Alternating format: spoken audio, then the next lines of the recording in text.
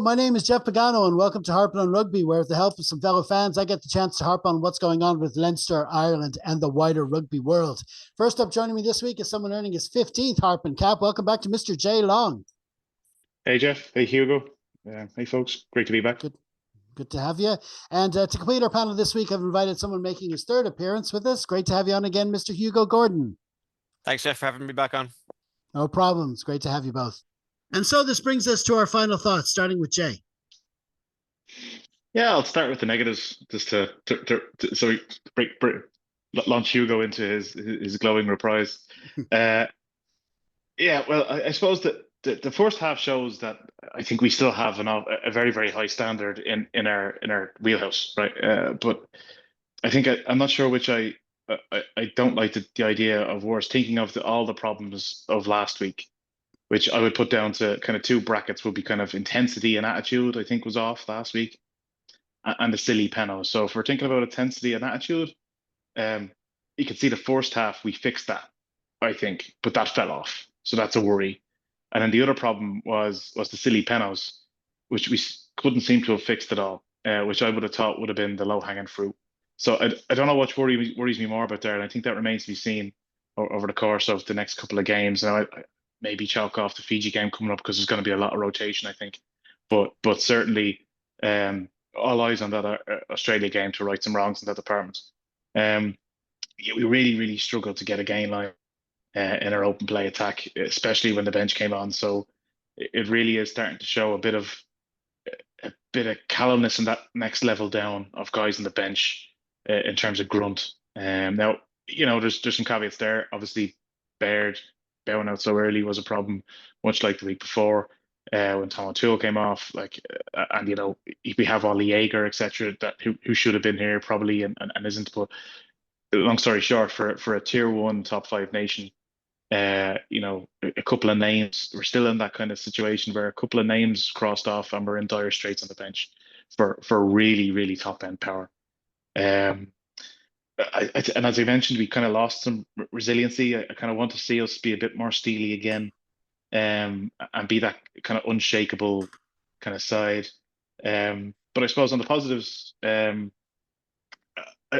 first half, right? The fact that it happened, right? So that leads me to believe that all of the negatives we're seeing are in some way fixable. We haven't become the second half team. We're the first half team that seems to be slipping into that second half team with fatigue and with personnel, which I think both of those are reasonable, fixable. And there were some great performances, like individual performances, but team performances as well. I think the accuracy we showed in the first half, that was all 15 guys kind of firing on all cylinders. But individually, I thought Jack put a really, really statement before it. He was the guy in the 10 shirt anyway, but I think they can iron his name in now on the next couple of ones. He's definitely put some credit in the bank there. And on the other side of it, I thought Sam had a lovely little cameo. I thought Ringrose was fantastic. Henshaws were fantastic. And as I said, Sam and Tom Clarkson, great days for them. Massive day for Cian Healy, obviously. So congratulations to him. But yeah, there's lots to do for us, I think, as a team, both as a team and individual kind of guys in the team that maybe, need to perk up a bit themselves and improve their performance. Or unfortunately, there's certain guys that just need to cycle out, I think, for us to be that full 23 kind of weapon again. And yeah, so massive amount to do for the rest of this autumn and coming into the Six Nations. Yeah, I mean, since Andy Farrell took over, we've kind of got used to series of wins, things going well, and we'd be frustrated when you read in the presser and that they keep finding things to ask questions about. They keep finding, oh, what about this? What about that?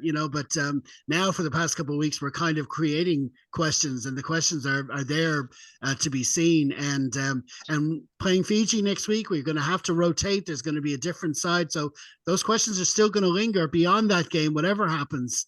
So it's just a question of how the team performs, and like you say, that Australia game could be key. What did you think, Hugo? Yeah, I mean, first thing, and we kind of touched on it earlier, I think kind of easy, we shouldn't forget in all this that Argentina are actually really good.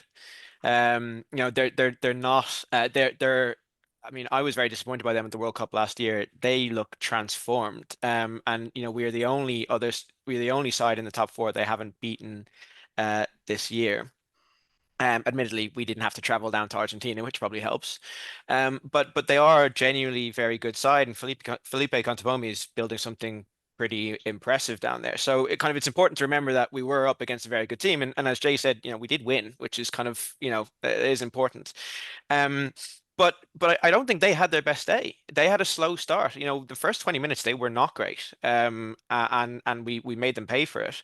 And they had disciplinary issues. They were down to 14 men for I think a grand total of 17 minutes of the game, including the kind of 2 minutes in the red at the end of the second half. And I think they will look at this as a major opportunity missed. I think they will look at this and say, if we'd been a little bit more on our game, we would have won this one. And you know, to an extent, I fully believe that the best version of Ireland right now is still better than the best version of Argentina, but we were not where we need to be. And I think I was really hoping for a bit of a statement after the New Zealand game that was an anomaly. It was an off day, first game back in a while, rusty, etc., up against the All Blacks. But actually, it was the same problems. It was the exact same issues. It was the same falling away, kind of even by the end of the first half, but certainly in the second half, discipline falling away, just kind of not looking fully fit, not not kind of losing those gain line collisions, just our pack getting pretty bullied, and some of the players who you really need to make an impact. I didn't think, for as busy as he was, I didn't think it was Doris's best day. I didn't think it was James Ryan's best day, and it just meant that our pack just felt like we were kind of getting bullied a little bit. And then when we kind of turn to those people on the bench who are kind of you need to kind of then step up and provide that kind of second wind. I just don't think we have those players there anymore, as Jay said. Again, not helped by the fact that probably the one big impact forward we did have coming off the bench was on the pitch for about a minute and a half before going off. But it is a concern that we're fading so badly out of the second half of games. As Jay said, that 10 minutes between 45 and 55, you have that in a big game against not even just New Zealand or South Africa, and England or in Australia even. We've got them in a couple of weeks and they're looking good. If we give them those kind of entries, there's a decent chance we get turned over. So there's a lot we really need to work on by the time the Six Nations. As Jay said, no such thing in friendlies in rugby, but these are the ones. If you're going to lose them, you lose these ones, not the ones that lead to silverware. But there's a lot we really need to work on. With that said, it wasn't all doom and gloom.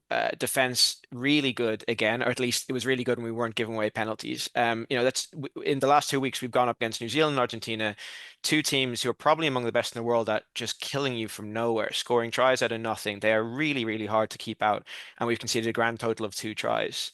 We've some of that kind of that defending, on the line, some of that just the system's been really, really impressive. If we stop giving away the kind of penalties that we're giving away 10 plus points from penalties a game, which stop giving away those easy entrances to our 22. We'd have won this one comfortably, and we'd probably have beaten New Zealand last week. That has been the huge issue. And as Jay said, theoretically, that's an easy fix. It's not a problem we had a year ago. The hallmark of Ireland over the last couple of years has been our discipline. We've had more yellow cards in the last 2 games, in the last few games than we had in, I think, about 2 years in the build up to this. It hasn't been a problem, so hopefully, it won't be a problem going forward. And kind of from a positive perspective as well. We mentioned some of the kind of the young guys coming off the bench, Clarkson, Prendergast, Osborne. There is a little bit of hope that, Jay said, got to start cycling guys out, and I think that's true. But there's a huge amount of talent coming up. We saw it come off the bench yesterday. We've seen it in the under 20 performances. We've seen the kind of the competition for some of these places. I don't think some of these players are ready yet, but it is a couple of years out from World Cup, and there is if we can start bringing these guys in, and I would like to see. Quite a few of these guys back in the squad for Fiji next week. But there is a lot of talent coming up behind. I don't believe that this is a kind of a golden generation and there's nothing afterwards. So we kind of have to, enjoy what we can, it can. There's a lot kind of still to come. So, that does give me a little bit of optimism, and a kind of belief that as poor as the last 2 games have been, and they have been poor, that it is a blip, and that come the Six Nations, some of these issues will have hopefully been fixed. And ultimately, a win is a win, and kind of at the end of the day, that is the important thing to an extent.